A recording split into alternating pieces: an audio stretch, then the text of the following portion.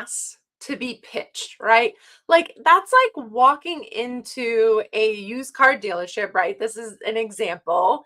And feeling like, what do you want today? Do you want a Cadillac? Do you want a Ford? Do you want this? Do you want that? Right? Like constantly pitching you. Or the old, like you go to New York City and the guy with the trench coat opens it up and he's like, I've got watches, I've got jewelry, I've got, tchotchkes, I've got this, I've got that. Like I've got all of these different things. I've got what you need kind of deal, right? Like nobody wants to be pitched. And here's the thing though, your introduction might be repelling dream clients without you even realizing it. And this is where so many women are struggling because they literally are repelling people with their pitch. And so this is where the problem happens, right? I'm just putting the live feed in there because it's not going live in the Facebook group. So what I've done, and this is through the help of my messaging coach, is at the end of 2024, I said to him, I need a pitch that literally lands without pitching for networking. And he was like, well, that's not something I really teach, but if I was going to network, this is what I would do. And he gave me a 3-part framework that I refined over a couple months, right? The more I said it, the more I made some edits and tweaked it and made it more powerful.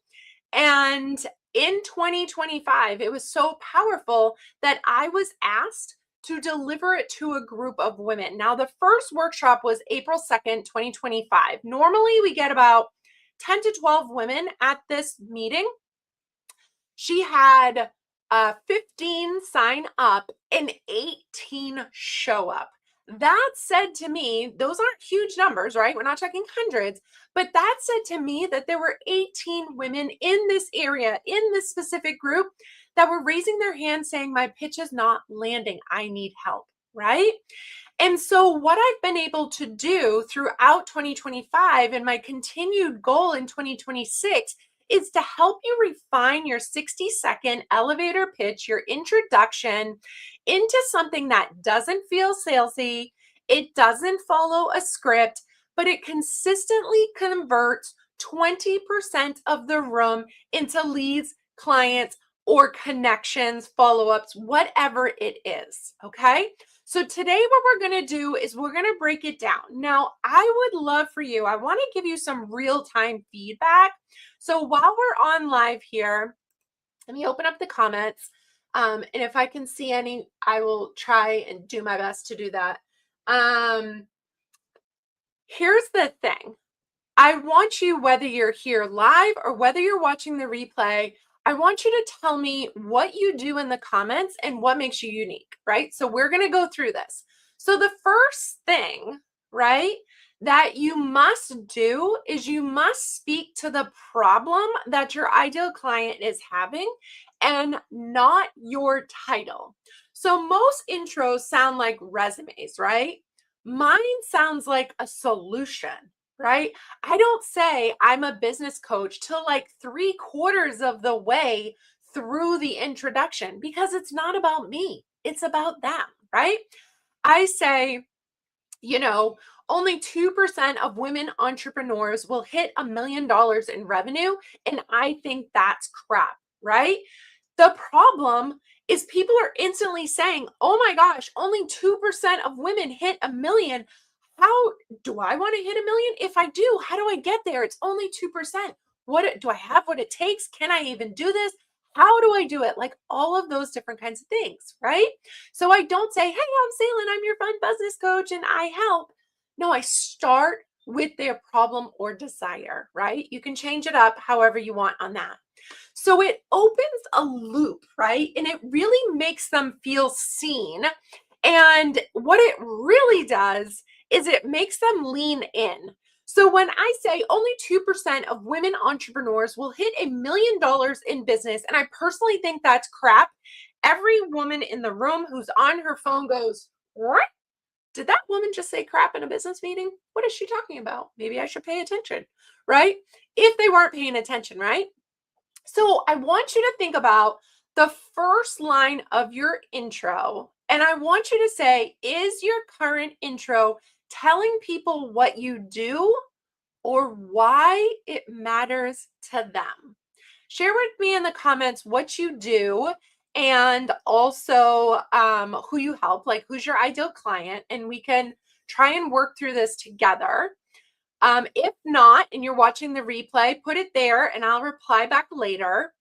Now, so that's point number one, right? We want to speak to the problem or desire and not your title. Remember, it's not about you, it's about them.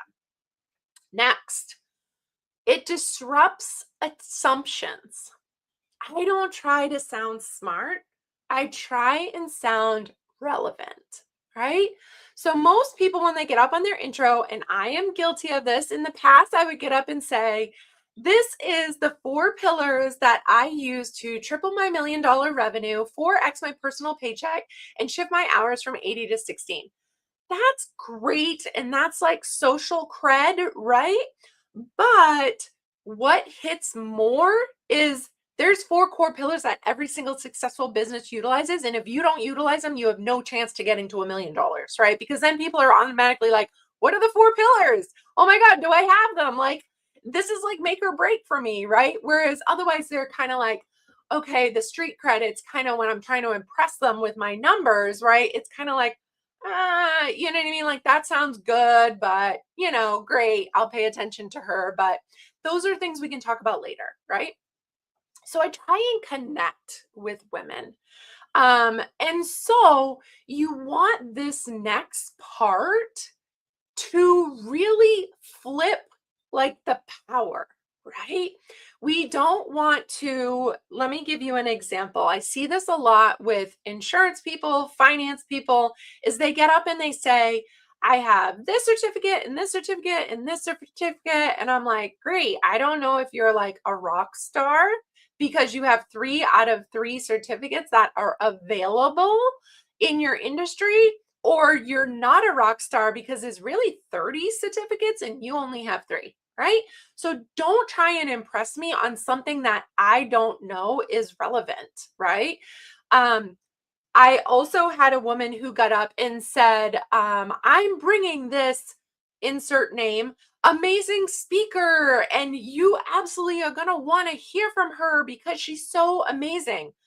If that person is not like Gary Vee, Sarah Blakely, Oprah Winfrey, Beyonce, Taylor Swift, like Kim Kardashian, well-known people, right?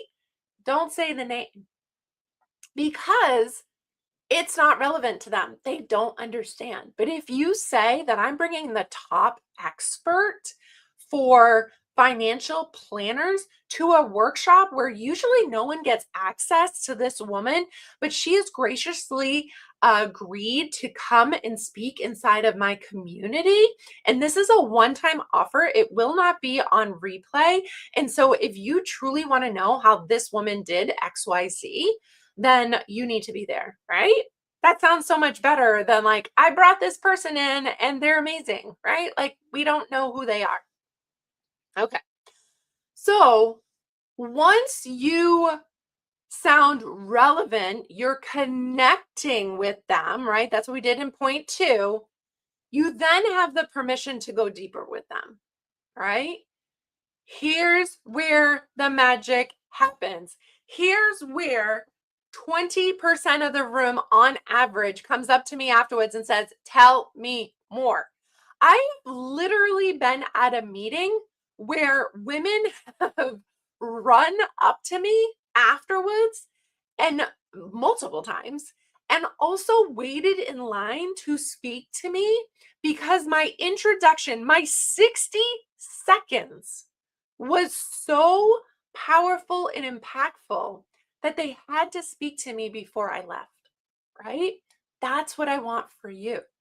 And it's totally possible. We just need to zhuzh, fluff, make your introduction in a way that it speaks to your ideal client and calls them in, versus you just being up there trying to impress. Make sense? Okay. So here's the magnetic, right? Point number 3. Let's just go over 1 and 2. So 1, we speak to the problem of desire, not your title. 2, we want to disrupt any assumptions that they have, right? Don't sound smart, sound relevant to them, right? Number 3, curiosity, not a period, right? So when I say there's 4 core pillars, there's 4 core pillars that Amazon uses. I help you integrate those 4 core pillars, right? Like 4, 4, 4. What do you think is the number one question that women come up to me and ask afterwards? What are the 4 core pillars, right? They want to know what they are so they can quickly assess whether they have them in their business or not. Because if their desire is to scale to 1 million, maybe not right now, but maybe in the future when they have like their business like set up right and it's actually sustainable and they can get there and it doesn't feel scary and like more work, that they have the foundation in place in order to make that happen. All right. So, curiosity. A good pitch feels like a mic drop. Like, how many times have you been at some sort of event, networking in person, online, where literally someone comes up and does their introduction and you feel it's like a mic drop? Not often, right?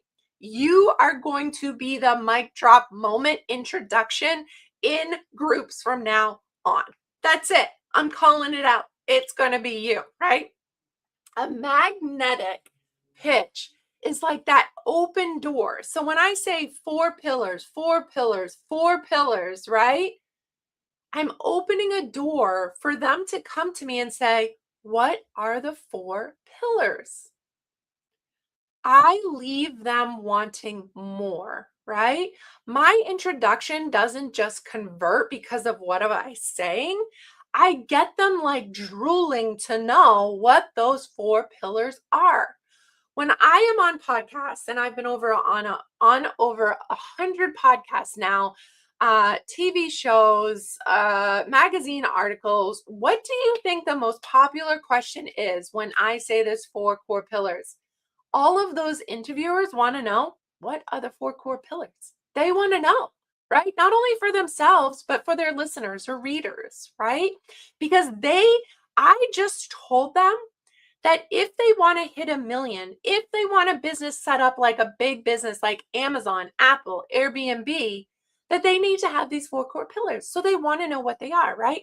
I'm planting a seed 4 times, right? 3 times, 4 times, maybe 3 or 4 during my introduction, right?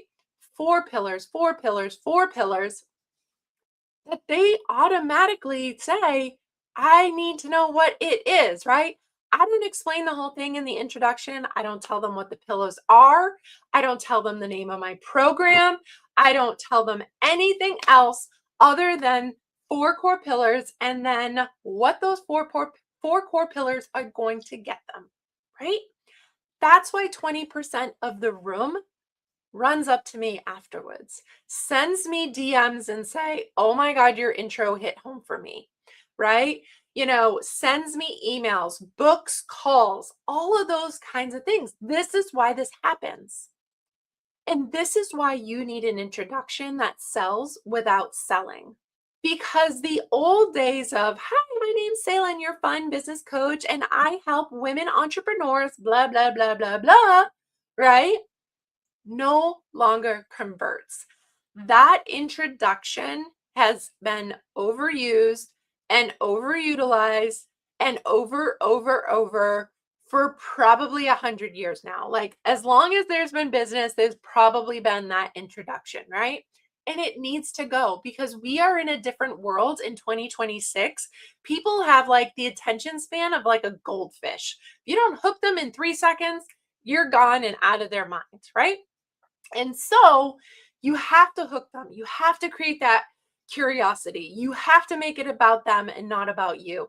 You have to do these things if you want your networking time. And when I say networking, right, that could be online in a group. Maybe I'm in a bunch of Facebook groups. So when you have an opportunity to network in a group, you can bet that I use my intro in there. When I am networking in person, when I'm having conversations with people out and about at a social activity kind of deal, and people say, "Oh, like, nice to meet you. What do you do?" kind of deal, right? You can bet that I am using different versions of that pitch, but still the same core, that three-part framework in it all the time. So whether I'm doing it in 10 seconds in a casual conversation at Starbucks, or whether I'm doing it 30 seconds at like a speed networking, or whether I'm doing it for a 60-second like introduction in a real like networking group, or whether I'm posting something in a Facebook group to introduce myself, you can bet 100% that I am using a version of what I said to you today.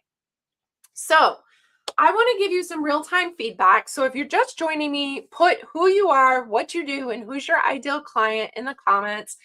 Whether you're here with me live or whether you're watching the replay. I'm not sure if all of my comments are picking up live, so I apologize if you've posted and I can't see it. I can't see any right now. I will come back to you later today and I will answer all of your questions. But here's the thing. I want you to spend 60 minutes with me next week in my Ditch the Pitch workshop, because I want to take your unicorn uniqueness, right? Because I truly believe that we're all our own unique unicorn, and how you transform your clients' lives. And I want to finesse it to you into that three-part framework using the assistance of my custom GPT, Penny. Right? Penny is your pitch partner. Penny is going to take everything that I walk you through in a 60-minute workshop. So we're going to get super clear on who's your ideal client, how you help people, what makes you unique. And then we're going to put it into Penny, and she's going to spit out a 30 and 60-second intro that's going to blow your mind. And the next time that you read it, yes, it's okay to go to a meeting and say, I have a brand new pitch. Let me read it to you.